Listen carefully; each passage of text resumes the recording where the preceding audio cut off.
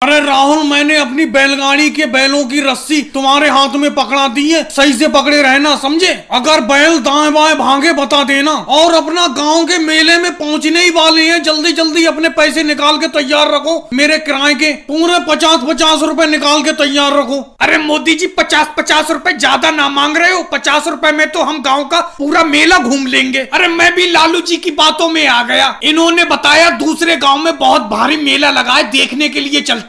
मोदी जी अपनी बैलगाड़ी ले जा रहे हैं, बैलगाड़ी पे बैठा के ले जाएंगे सस्ते किराए पे। लेकिन मुझे क्या पता था तुम एक सवारी से 50 रुपए का किराया लोगे। मैं तो मेला देखने कभी नहीं जाता। अरे भाई मोदी जी, तुमने सवारी भी बहुत बैठा रखी है अपनी बैलगाड़ी में, बिल्कुल बैठा नहीं जा रहा है। हमें तो बिल्कुल पीछे बैठा दिया है, ऐसा लग रहा है कहीं गिर ना जाए। अरे राहुल, इस बार अपना मेले में जाके सबसे पहले तो सर्कस देखेंगे, उसके बाद ऊंचा वाला झूला झूलेंगे, क्योंकि पिछले साल के मेले में अपना ऊंचा वाला झूला नहीं झूल पाए थे। तुम कह रहे थे मुझे डर बहुत लगता है ऊंचे वाले झूले से, इस बार झूलेंगे अपना लोग। नहीं मेरे बेटे राहुल, योगी जी की बातों में मत आना। तू ऊंचा वाला झूला मत झूलना, बहुत डर लगता है उस पे। मैं बचपन में झूली थी। अरे मोदी जी तुम्हारा ध्यान किधर है? सामने देखो, सामने कोई अपनी बैलगाड़ी रुकवा रहा है। क्या रोक लूं बैलगाड़ी को? रोको भाई, रोको रोको बैलगाड़ी को, रोको रोको। जी सर जी, बोलिए क्या बात है? अरे तुम अपने बैलों की जरा सी भी परवाह नहीं करते हो, इतनी सवारी लाद के ले जा रहे हो अपनी बैलगाड़ी में। अरे सर जी, हम तो बैलगाड़ी में इससे ज्यादा सामान ढोते हैं।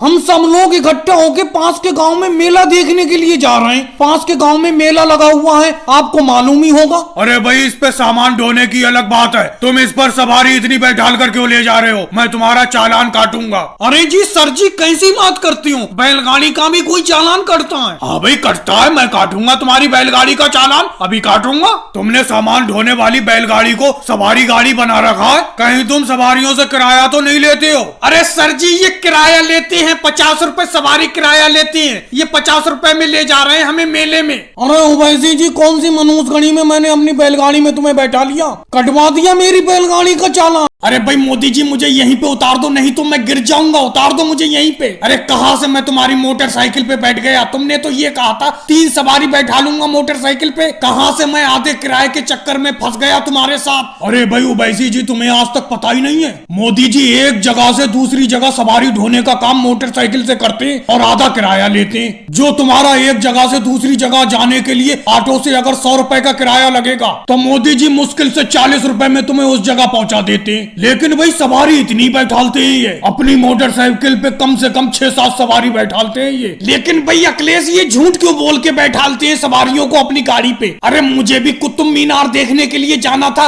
ऑटो वाला मुझसे 150 रुपए मांग रहा था। इन्होंने बोला 50 रुपए में छोड़ देता हूँ तुम्हें। भाई इस तरीके से 50 रुपए में कुतुब मीनार देखने का क्या फायदा? इससे तो मैं ऑटो से ही 150 रुपए खर्च करके चला जाता। मुझे इन्होंने मोटरसाइकिल की तेल की टंकी पर बैठा रखा है। अरे केजरीवाल, कैसी घटिया बात कर रहे हो? ये बताओ, मैंने तुम्हारा फायदा नहीं कराया है। तुम कुतुब मीनार 150 रुपए में ऑटो से जाते, मैं तुम्हें सिर्फ 50 रुपए में ले जा रहा हूँ। 100 रुपए का फायदा कराया कि नहीं कराया? भाई जिसके पास ऑटो है वो ऑटो से सवारी ढोता है, मेरे पास तो भाई मोटरसाइकिल है छोटी मोटी, उसी से सवारी ढोके गुजारा कर लेता हूँ। अरे अगर 1-2 सवारी बैठा लूंगा मैं अपनी मोटरसाइकिल पे, गुजारा हो जाएगा मेरा। तेल का खर्चा भी नहीं पूरा हो पाएगा और चालान होने का डर अलग रहता है। अरे योगी जी, इंस्पेक्टर जी मिल गए, ये चालान काट देंगे। अरे भाई लोगों, अगर ये पूछे कौन हो तुम लोग, ये कहना हम एक ही घर के सब लोग हैं। रोको भाई, रोको रोको रोको। अरे तुम तो वही हो जो परसों मुझे मिले थे और अपनी मोटरसाइकिल पे आजी की तरह 8-10 सवारी बैठाले हुए थे। लेकिन उस दिन तो तुम ये कह के बच गए थे कि हम सब लोग एक ही घर के भाई हैं और शादी में खाना खाने के लिए इकट्ठा होके जा रहे हैं। आज तो ये बहाना नहीं बताओगे? अरे योगी सर जी, मोदी जी ने यही तो बोलने को बोला है आपसे कि ये कह देना कि